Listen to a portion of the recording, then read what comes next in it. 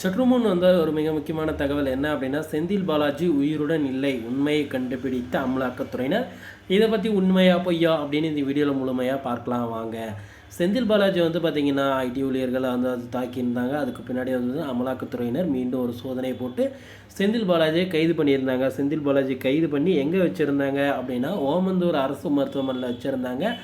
அங்கே வந்து பார்த்திங்கன்னா முறையான எதுவும் இருக்காது, அங்கே வந்து ஃபெசிலிட்டிஸ் எதுவும் இருக்காது. அப்படின்றதுனால உடனடியாக அவருக்கு வந்து பார்த்திங்கன்னா பைபாஸ் அறுவை சிகிச்சை பண்ணணும் அப்படின்றதுக்காக வந்து பார்த்திங்கன்னா காவேரி மருத்துவமனைக்கு எடுத்துகிட்டு வந்தாங்க.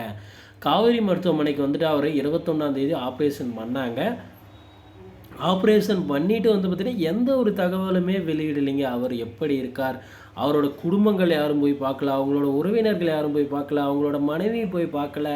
இதனால் மக்கள் மத்தியில் வந்து பார்த்திங்கன்னா செந்தில் பாலாஜி உயிருடன் தான் இருக்காரா அப்படின்ற மாதிரி ஒரு கேள்வி எழ வைக்கிறாங்க. என்ன நடந்தது அப்படின்னா, அவங்களோட ஆடிட்டர் கூட இல்லைங்க. செந்தில் பாலாஜியோட ஆடிட்டர் எங்கே இருக்கார் அப்படின்னு யாருக்குமே தெரியலைங்க. ஏன் இன்னும் வந்து பார்த்திங்கன்னா முதல்வர் ஸ்டாலின் வந்து பார்த்திங்கன்னா செந்தில் பாலாஜி போய் சந்திக்கலை அப்படின்னு நிறைய பேர் கேள்விகள் கேட்டிருக்காங்க. இதெல்லாம் வந்து பார்த்திங்கன்னா செந்தில் பாலாஜி உயிருடன் இருக்காரா இல்லையா அப்படின்ற விவாதத்தை கொண்டு வராங்க. அது மட்டும் இல்லாமல் அவருக்கு வந்து அறுவை சிகிச்சை பண்ணுறதுக்கு முன்னாடி வந்து பார்த்திங்கன்னா அதுக்கு ஹாஸ்பிட்டல் காவேரி ஹாஸ்பிட்டலில் போனதுலேருந்தே வந்து பார்த்திங்கன்னா செந்தில் பாலாஜி உருவத்தை கூட காட்டலைங்க. அவர் எப்படி இருக்கிறார் அப்படின்ற மாதிரி. அது மட்டும் இல்லாமல் ஒவ்வொரு அமைச்சரும் ஒவ்வொரு மாதிரி சொல்கிறாங்க. அதுலேயும் குறிப்பாக வந்து பார்த்திங்கன்னா மக்கள் நல்வாழ்வுத்துறை அமைச்சர் மா சுப்பிரமணியன் தான் அதிக டைம் வந்து பார்த்திங்கன்னா செந்தில் பாலாஜி கூட செலவழிக்கிறதா வந்து பார்த்திங்கன்னா செய்திகள் வந்திருக்குங்க. அவர் என்னமோ வந்து பார்த்திங்கன்னா ஒரு மீட்டிங்கில் வந்து பார்த்திங்கன்னா ஓப்பன் சர்ஜரியை நேரு அரங்கத்தில் வச்சு செய்யலாமா அப்படின்னு. அவருக்கு செய்கிறதே இதே அறுவை சிகிச்சை, இது வந்து ஓப்பன் சர்ஜரி அப்படின்னு மாற்றி மாற்றி பேசுகிறதெல்லாம் பார்த்து கேட்டால் என்ன தான் நடக்குது காவேரி மருத்துவமனையில் அப்படின்ற கேள்விகளை கேட்க வைக்கிறாங்க. ஆனாலும் வந்து பார்த்திங்கன்னா எந்த ஒரு தகவலுமே இன்னுமே வரல.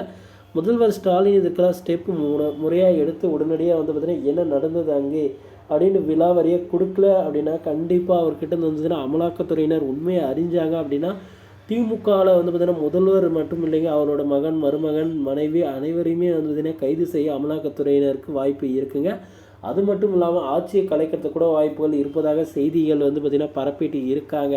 முதல்வர் ஏன் இன்னும் ஒரு மெத்தனம் காட்டிகிட்டு இருக்கார், செந்தில் பாலாஜியை பார்க்காமே ஏன் இருக்கார் அப்படின்ற மாதிரியான கேள்விகளை வைக்கிறாங்க. செந்தில் பாலாஜி உடனடியாக ஜாமீன் எடுக்க ஏதாவது நடவடிக்கை எடுக்கிறாரா அப்படின்னா ஒன்றுமே காணுங்க. செந்தில் பாலாஜியோட ஆடிட்டர் இருக்காரா செத்துட்டாரான்னு தெரியல, அவர் எங்கே புதைஞ்சிட்டு இருக்காருன்னு தெரியலைங்க.